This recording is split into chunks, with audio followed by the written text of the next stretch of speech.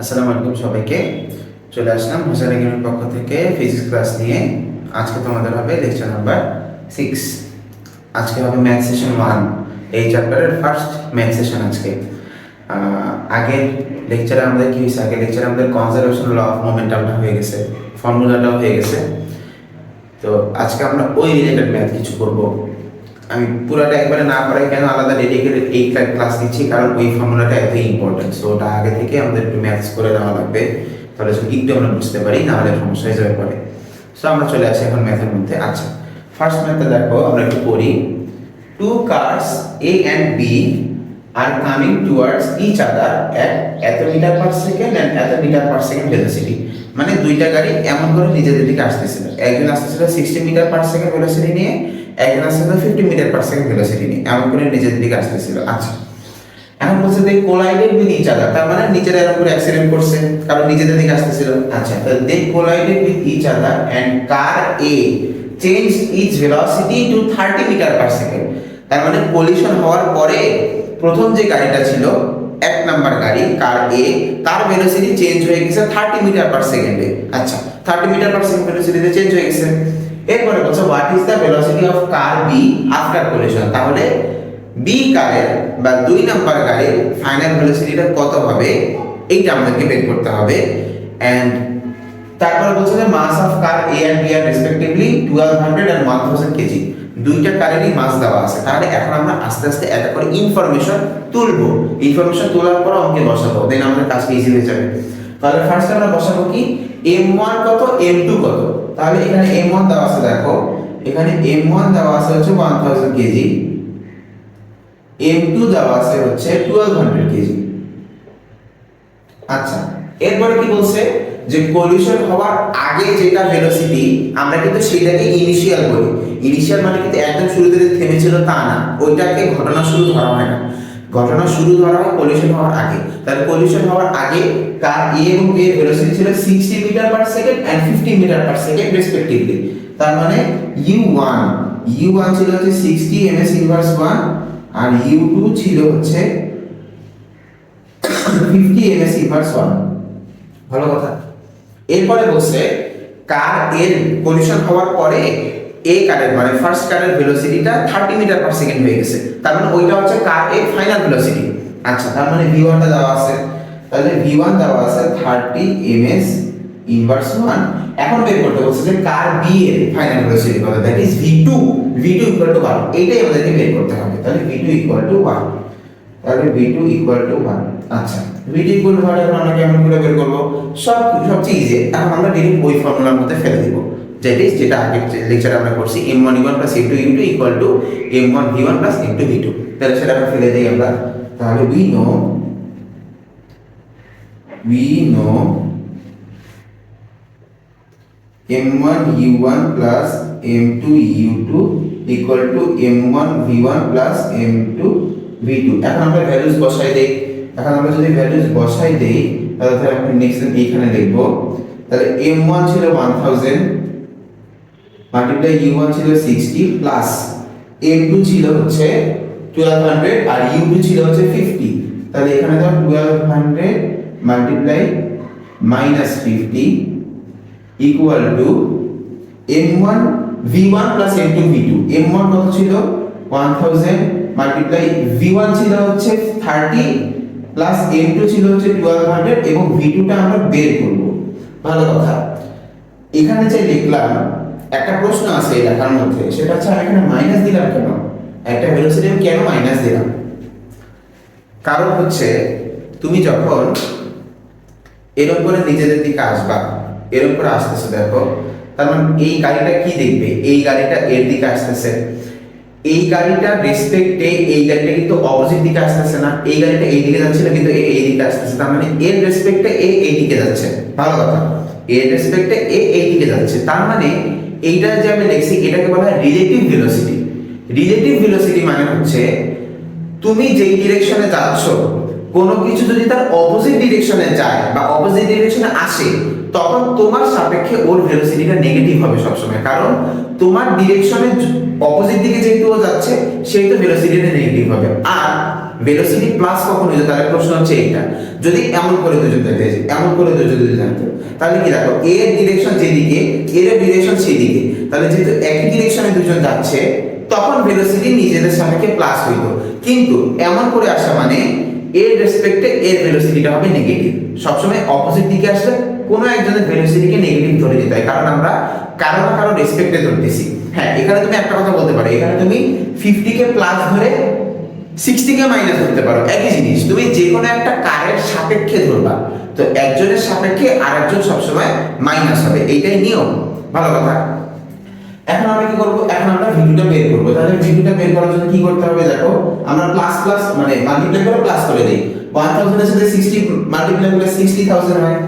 তাহলে এখানে আমরা লিখব যে 60000 প্লাস 1200 এর সাথে 50 মাইনাস 50 মাল্টিপ্লাই করলে হবে, তাহলে যখন করি যে 1200 মাল্টিপ্লাই, তাহলে হচ্ছে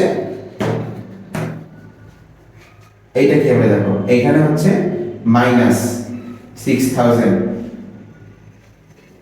এখানে হবে মাইনাস 6000 মাইনাস 60000 সরি মাইনাস 60000 আসলে এটা আসলে পজিটিভ 60000, ওটা আসলে মাইনাস 60000। আচ্ছা, ইকুয়াল টু এখানে কি আসবে, আমাদের সাথে 30 মাল্টিপ্লাই করলে হবে 30000।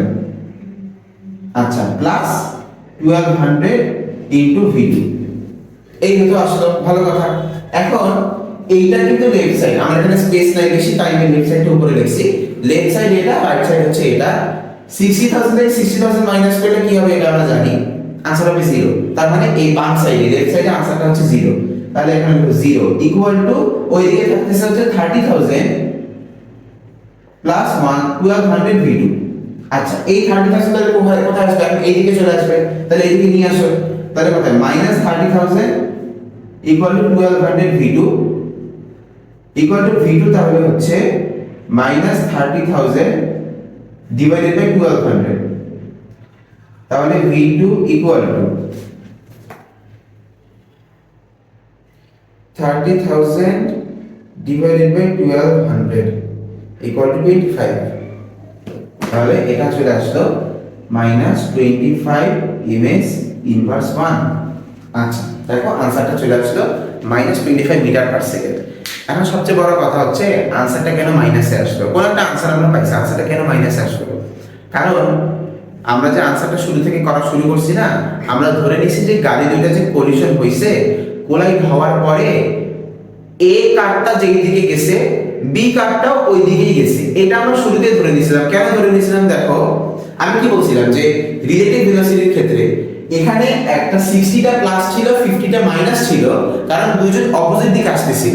আচ্ছা, তো দুইজন যদি কোলাইড মানে অপোজিট দিকে আসার সময় যদি অপোজিট দিক থেকে আসে, তাহলে কোলাইড করার পরে কিন্তু এমন করে যাইতে পারে পিছন দিকে। এখন আমি ধরে নিচ্ছি যে কোলাইড করার পরে এ কারটা এই দিকে গেছে, বি কারটাকে ওই দিকে নিয়ে গেছে, কিন্তু আমার এই ধরাটা অপোজিট কেন হলো, কারণ আমার ধরা অনুযায়ী আনসারটা আসতেছে মাইনাস। তার মানে এই মাইনাসটাকে আসলে বোঝানো হচ্ছে যে আমি যে ধরে নিছি যে বি কারটা আসলে এ কারের দিকে গেছে, আসলে সেটা যায়নি, বি কারটা আসলে এ কারের অপোজিট দিকে গেছে, ওই জন্যই এ কারের রেসপেক্টে বি কারের ভেলোসিটিটা আসছে নেগেটিভ। এটা কিন্তু আনসার ভুল না। তুমি আনসারটা যখন মাইনাসে আসবে তখন তুমি লিখবে এমন করে লিখে দিবা নিচে যে the answer is negative because we had considered the direction of car B on the direction of car A, but actually the direction is opposite, so the answer is negative. এই জন্য আনসারটা নেগেটিভ আসছে, এইটাই হচ্ছে answer. তো এই করে ফেললাম আমরা কনজারভেশন ল অফ মোমেন্টাম দিয়ে একটা গাড়ির ভেলোসিটি বের করে ফেললাম। ম্যাক্সিমাম ম্যাথগুলো এমনই হয় যে সেকেন্ডে কারের ভেলোসিটি বের করতে দেয় এন্ড ভেলোসিটি এমন করে বের করতে হয়। কিন্তু এই যে প্লাস মাইনাসের হিসাবটা, প্লাস মাইনাসের সাইনটা খুবই সাবধানে তোমরা একটু লক্ষ্য করবা, কারণ এটা অনেকে যদি ভুলে যায় যে রিলেটিভ ভেলোসিটির কথা মনে থাকে না। তো রিলেটিভ ভেলোসিটি মনে না থাকলে দুইটাই প্লাস দিয়ে অঙ্ক করে ফেলবা, তখন আনসার হবে না, ওইটা আনসার ভুল হবে। তো একটা যখন তুমি প্লাস, গাড়ি দুটো যদি অপোজিট দিক থেকে আসে, একটা ভেলোসিটি যদি প্লাস দাও আর একটা ভেলোসিটি অবশ্যই মাইনাসে দিতে হবে, এইটাই নিয়ম, এটা মাথায় রাখবা। আচ্ছা, তাহলে এই ম্যাথ আমাদের হয়ে গেল। এবার আমরা আসবো 2 নম্বর ম্যাথের মধ্যে। 2 নম্বর ম্যাথে কি বলছে আমরা একটু দেখি। 2 নম্বর ম্যাথে এটা আলাদা ধরনের। মানে এটা কার দিয়ে না, এই যে a hunter was hunting in a forest with a gun of এত কেজি মাছ, মানে ও যে গানটা দিয়ে হান্ট করতেছিল সেই গানের মাছ হচ্ছে 3 কেজি। ভালো কথা। he fired a bullet of 200 gram mass towards a bird at a velocity of 300 meter per second। তার মানে ওই গানের ভিতরে একটা বুলেট ছিল, যে বুলেটের মাস হচ্ছে 200 গ্রাম, এন্ড ওই বুলেটটাকে ও ফায়ার করছে একটা বার্ডের দিকে। বুলেটটা গান থেকে বের হয়ে গেছে 300 মিটার পার সেকেন্ড ভেলোসিটি নিয়ে বের হয়ে গেছে। আচ্ছা, তারপরে বলছে and field recoil of the গান।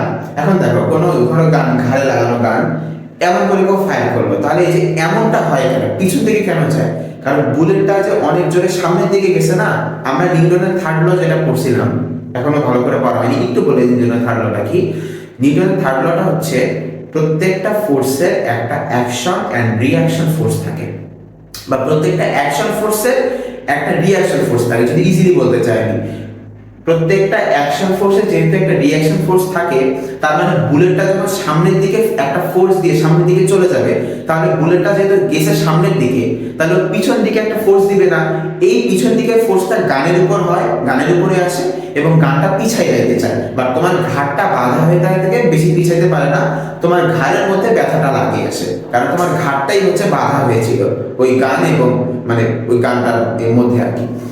তাহলে এই যে রিকয়েলটা যে হয়, এই ঘটনাটাকে, এই গানের পিছায় আসাটাকে রিকয়েল অফ দ্য গান বলা হয়, এই ঘটনাটাকে রিকয়েল বলা হয়। তাহলে গানটা আগে স্থির ছিল, তুমি বুলেটটাকে সামনে ফায়ার করছো, বুলেটটা সামনে চলে গেছে একটা ভেলোসিটি নিয়ে, আর গানটা একটা কম অ্যামাউন্টের ভেলোসিটি নিয়ে পিছন দিকে চলে আসছে। মানে ও তাকে স্থির ছিল এখন, তারপর এরকম যখন হয়ে গেছে তখন পিছন দিকে একটা ভেলোসিটি নিয়ে এসে পিছায় আসছে।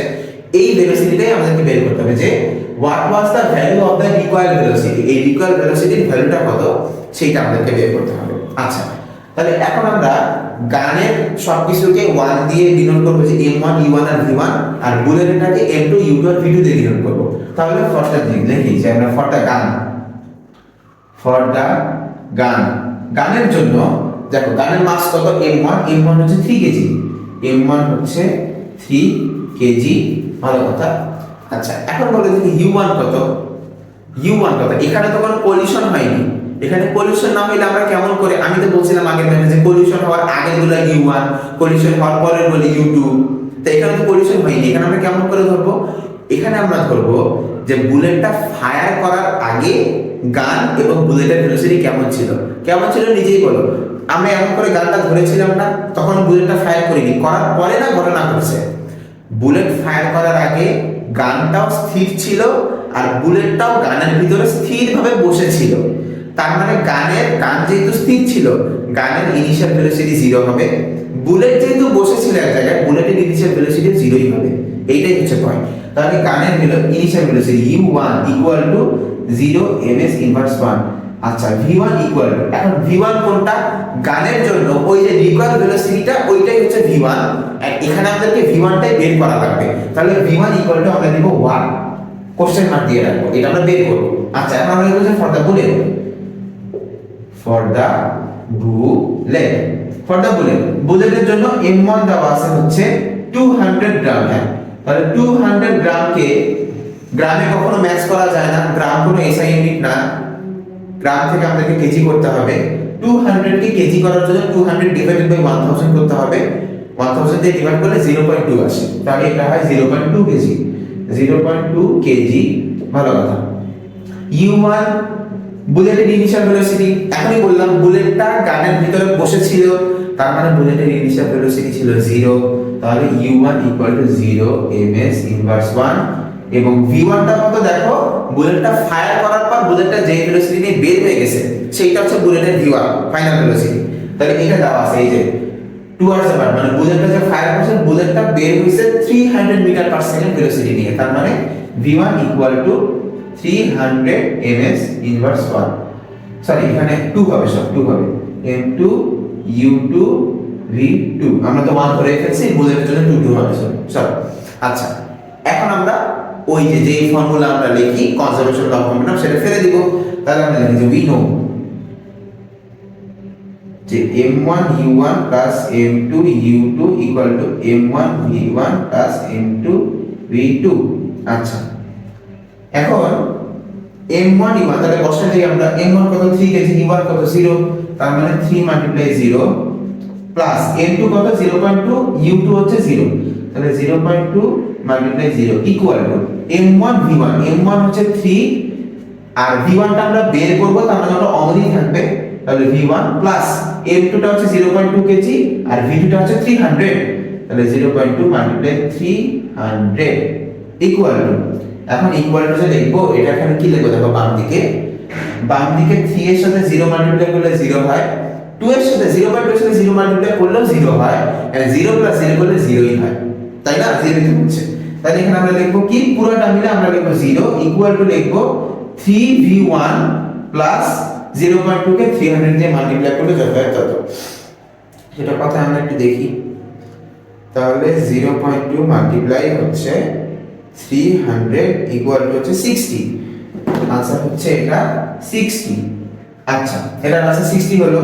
এখন আমরা কি v1 টা বের করব, তাহলে আমরা কি 60 টাকে এই দিকে পাঠিয়ে দেই, দেন 3 টাকে ওটাকে ডিভাইড করে দেব, তাহলে -60 equal to 3v1 equal to v1 equal to -20 metre per second.